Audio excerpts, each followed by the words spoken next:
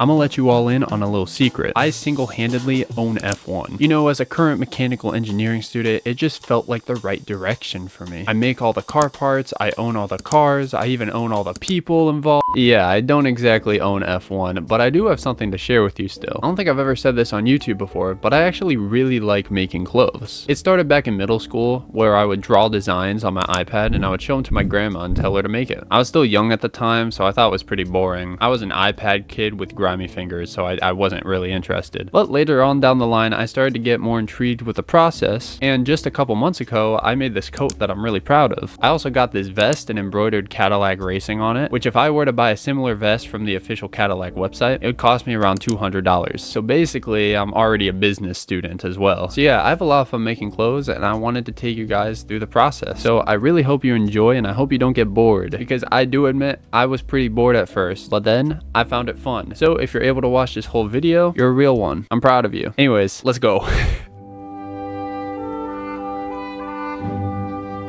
Alright, so the first thing we have to do is prep the materials. Unfortunately, it's just like working on my car. I hate it. But anyways, we're cutting out the template to make this coat. Those are those ugly, transparent yellow sheets. After doing that, we pin them down to the wool that we're using today to make it, and we start cutting out the wool. The wool we fold over, so we make two of pretty much every piece. Once we cut out those pieces, we have to start cutting out the interfacing. In order to preserve the structural integrity of the wool, and because it's a coat, we have to line each piece with this interfacing. Sorry, I don't know why I said it like that. That's definitely not how you describe what I'm doing. This is a tedious process, but at least it's pretty easy. We just iron the interfacing to the back side of the wool, and then we run it through the serger to bind it together to make a more complete piece. But during this process, the vibes were high. We were playing some Barry Manilow, and I'm sorry it's copyrighted because you won't be able to experience the absolute joy that man brings to you. Anyway, sorry, I've moved on. Now I'm actually sewing. We're starting off with the back. The big back for my big back. And I'm not kidding too, we had to make the biggest size. Even though all of my measurements are on the smaller side, my shoulders are huge. So we're making it bigger, and we're going to take everything in at the end, so it's better tailored to my size. Now we're leaving the back for a little bit, and we're going to work on the sides. I'm sewing together the pockets and also creating the flap that sticks out so I can button the pockets shut. Now that I have the sides of the coat done, I have to work on the sleeves. With this pattern, I created two halves of the sleeve, and I simply just have to sew them together and then press it down using the iron. Surprisingly, there are two sleeves on a coat. Crazy. So I had to repeat that process twice, and here's where I'm at right now. I did not attach the sleeves yet, but I got the main body of the coat done. And I gotta say, I'm pretty happy with it so far. It's heavy, it's comfy, it's warm. And let me just quickly attach the sleeves real quick, and that is looking pretty nice. And that's a wrap for day one. We're starting off early this morning by attaching the sleeves to the rest of the coat. Once we're done with that, we have the entire exterior of the coat done, so it's time to work on the interior with the lining. But first, my girlfriend and my grandma have to gaslight me.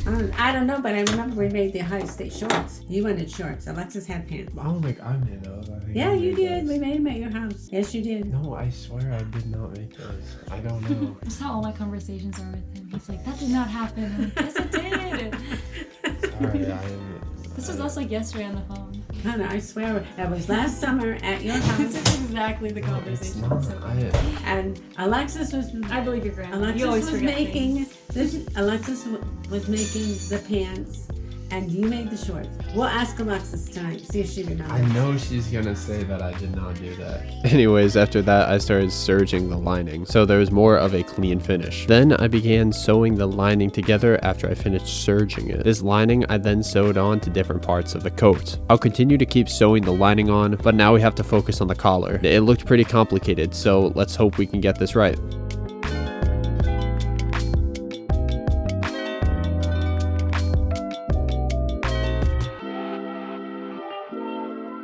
Now that the collar is effectively done on its own, I'm sewing it to the coat, and then believe it or not, we're pretty much almost done already. I'm just trying on the coat here to see how it fits. The coat is pretty much done, but I just need to press everything flat so it looks nicer, and I have to add the buttons. So now I'm clipping the collar so it lays flat, and then I'm putting a hem in the edges of the coat so there's a better finish on it. To do this, I had to hand stitch the bottom of the coat, which was not very fun. I also had to do the same thing for the sleeves. Finally, I'm putting the last top stitch in to finish the look on the front. And it's so close to completion. And now that everything is pressed and perfected, it's time to finally put on the buttonholes.